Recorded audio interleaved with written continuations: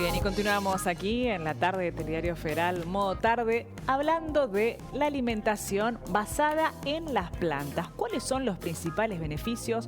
¿Cómo comenzar con esta transición, ¿no? Quizás de una alimentación un tanto más tradicional a una alimentación que realmente nos puede dar muchísimos beneficios. Las dudas que se plantean, de dónde saco las proteínas, qué tan necesarias son, qué pasa con los más pequeños. Bueno, ¿se puede vivir sin comer carne? Lo que se preguntan muchos. Así bueno, es. Todo eso lo vamos a resolver ahora. Muy bien, estamos en contacto con la licenciada en nutrición y también en psicología social, Rocío Hernández. Le damos la bienvenida. ¿Cómo estás, Rocío? Bienvenida, Rocío. Hola, ¿qué tal? ¿Cómo va? Gracias por invitar. Por favor, bueno, contanos, porque sabemos que realmente son muchos los beneficios de basar nuestra alimentación en las plantas, en los vegetales, ¿no?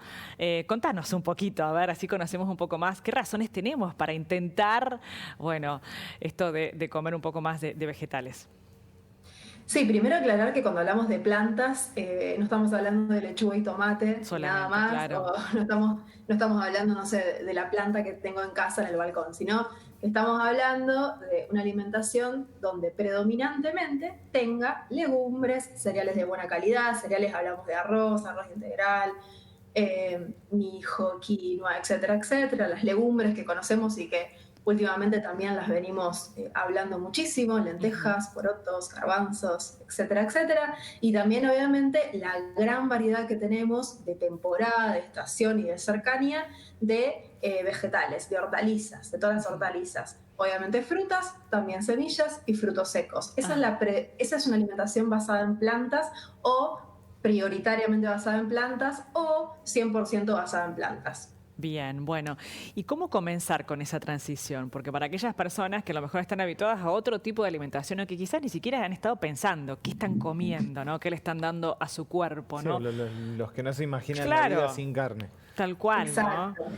Sí, siempre decimos esto de la culturalidad, ¿no? Sí. Lo social, lo cultural nos hizo comer a lo largo del tiempo y más con el tema de la industrialización de los alimentos, nos invita a comer otro tipo de alimentos, ya sea empaquetados o pensar, por ejemplo, al día de hoy, que casi que digo 2021 es imposible decir que todavía haya que comer animales para sobrevivir, pero la realidad es que la culturalidad nos hizo eso. Así que, ¿cómo empezar? Yo digo, me gusta manejar una terminología que es el criterio inclusivo, o sea, mete alimentos, de esos alimentos que a lo mejor no tenías tanto en tu alimentación, para que lo otro vaya bajando. Porque si no, si sacamos alimentos, la realidad es que nos quedamos sin nada. Así que la ideal sería tener apertura a otro tipo de alimentos. Por ejemplo, a ver.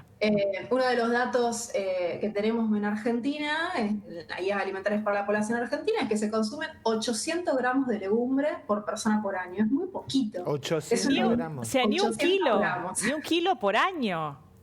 No llega al kilo por año de lo que se consume de legumbres. Pero, por ejemplo, se consumen 143 litros de bebidas azucaradas, que ya saben cuáles son, bebidas azucaradas, esas gaseosas, por año por persona. Fíjense la gran diferencia que hay entre un alimento que tratamos de promover y que es base sustancial y proteica dentro de lo que es una alimentación basada en plantas y algo que, ¿no? Versus algo que ni siquiera haría falta. De hecho, si desaparecen las bebidas azucaradas de un día para el otro en nuestras vidas, estaríamos mucho mejor. La realidad es que esa es la parte dificultosa, es como que hay disponibilidad, hay accesibilidad, pero quizás falta una batalla cultural, como decimos muchas veces, para que nos acerquemos más a las legumbres. Y es esto, ¿no? Empezar a conectarse más con los vegetales, tratar de tener más vegetales en la alimentación. Si no estamos consumiendo frutas, incluir las frutas, porque siempre son como las malvadas de todo, ¿no? Es como, no, la fruta engorda, o la banana no, porque esto y lo otro. Bueno, tratar de incluir más frutas, porque si estás abriendo... La fruta tiene mucho azúcar y acto seguido el vaso de gaseosa. Y ahí entran en escena las palanganas. Exacto. Muy bien, una seguidora ahí. Claro, contale a nuestro público, a ver. El modo palangana. Modo palangana, sí. Surgió un poco en el sentido de que yo particularmente, y bueno, también lo que promuevo un poco en mis consultas y también en las redes, en @nutriloca, esto de que no somos guarnicionistas, ¿no? Una alimentación basada en plantas no significa poner un tomate al medio al lado de lo que estés comiendo, sino que hay que comer plantas, ¿no? Empezar a basarnos más en plantas. Por eso el plato queda un poco chico, y desborda, ¿no? La cantidad vamos de con la plantas. palangana. Entonces un poco eso, ¿no? La palangana y esto de tratar de comer en... Siempre la invitación hecha es de construir nuestro plato, porque parece como que no se puede, ¿no? Como que es intransformable, como que no puedo iniciar ningún tipo de cambio porque no lo sostengo. Bueno, vayamos de a poco, ¿por qué no? Con lo que refieren a la parte alimentaria, para poder entender un poco de dónde vienen los alimentos, quién los produce, dónde los estoy comprando, si estoy comiendo muchos paquetes y muchas marcas, y no sé en parte lo que estoy comiendo cuando abro muchos paquetes y muchas marcas. Bueno, esto, ¿no? Tratar de ir metiendo porque seguramente resulte beneficioso para tu bolsillo, para tu salud y obviamente para la salud planetaria. Sin duda, ¿no? Y bueno, surge también, es inevitable la pregunta, pero surge también qué pasa con las proteínas, ¿no? Que estamos, bueno, tan culturalizados en ese sentido de que las proteínas solamente están en ciertos grupos de alimentos. Que si no comes carne está todo mal. A ver. Claro. La realidad es que no nos han enseñado en ese sentido a saber que necesitamos de nutrientes, no de alimentos particulares, ¿sí? Necesitamos proteínas, muy bien lo dijiste, no necesitamos carne para obtener la proteína o huevo para obtener la proteína. Sí. Que esos alimentos estén legitimados tiene que ver con la construcción sociocultural, somos un país muy cárnico, y también tiene que ver con la producción, se recomienda lo que se produce. Es un poco así, ¿no? Vamos a recomendar lo que se produce en un determinado espacio sociotemporal. Ahora bien, esto de dónde están las proteínas. Como lo decía antes, en las plantas también tenemos proteínas. Lo único que hay que hacer es tratar de consumir variedad de esas plantas para poder adquirir esos aminoácidos. Los aminoácidos son la mínima estructura que conforma una proteína, para que esa proteína esté dando vueltas, para que nosotros podamos sintetizar y producir esas proteínas. Y siempre que aseguremos un buen aporte calórico, claramente van a estar dispuestas. No lo digo yo, obviamente que lo dicen grandes organizaciones que hace desde el 86 y más también, que vienen hablando con contundencia científica acerca de que es posible llevar una alimentación basada en plantas. De hecho, yo muchas veces digo, ¿cómo puede ser que todavía tengamos que seguir hablando de que es posible? Si no, muchas generaciones ya estarían...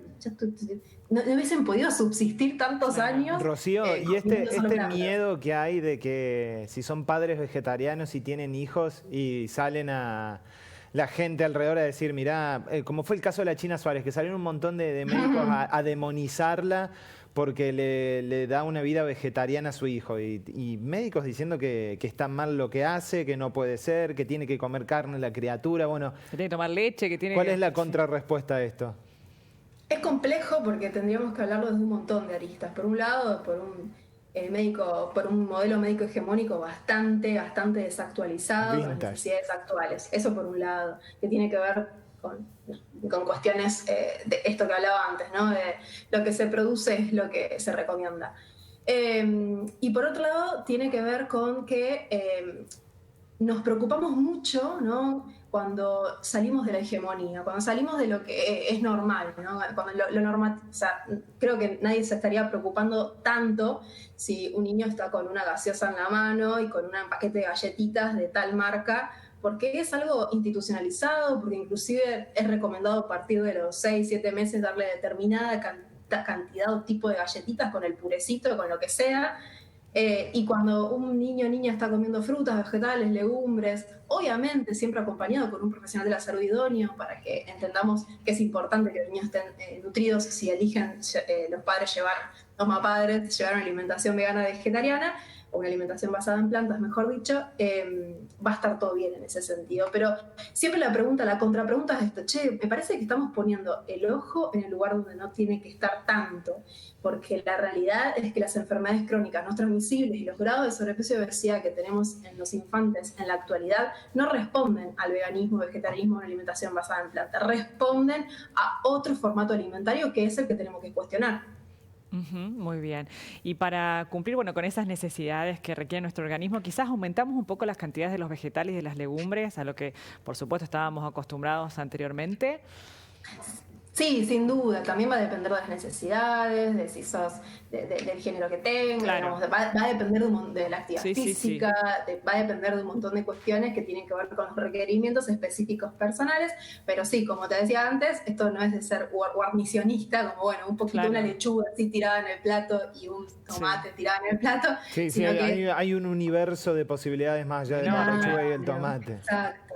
Tenemos una diversidad alimentaria en cuanto a las plantas, súper fantástica, pero la realidad es que muchos no nos conectan con esa realidad. O sea, es siempre más o menos lo mismo una alimentación tradicional. Claro. Con leche, la tostada, la mermelada, un guiso de lenteja una vez al año. Claro, con los te iba a decir eso, me quedé pensando en eso cuando tiraste la estadística de los 800 gramos de legumbre. Se lo comen el guiso de lenteja. Te iba a decir, es el guiso de lenteja que comen en julio y de ahí nunca más tocaron una lenteja en todo el año. Y que lo comen. Bueno, lo he probado también, Ro, no me retes, con panceta, chorizo, y es rico. Y bueno, es el guiso, sí.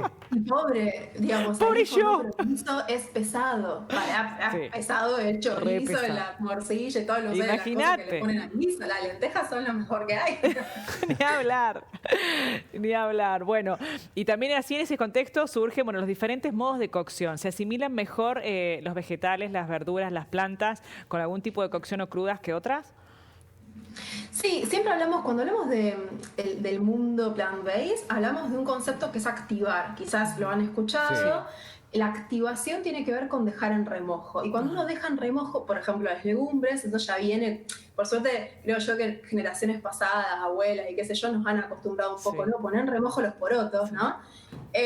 Y en la actualidad sabemos que es algo muy importante y está estudiado de la manera en lo que hace esa activación o ese dejado en remojo de 8 horas, 9 horas, o sea, de la noche, desde que te vas a dormir hasta que te levantas, más o menos, hace que ciertos nutrientes se absorban y sean más fáciles y más disponibles para nosotros y nosotras. Entonces, a la hora de consumirlo, ¿no? Claro.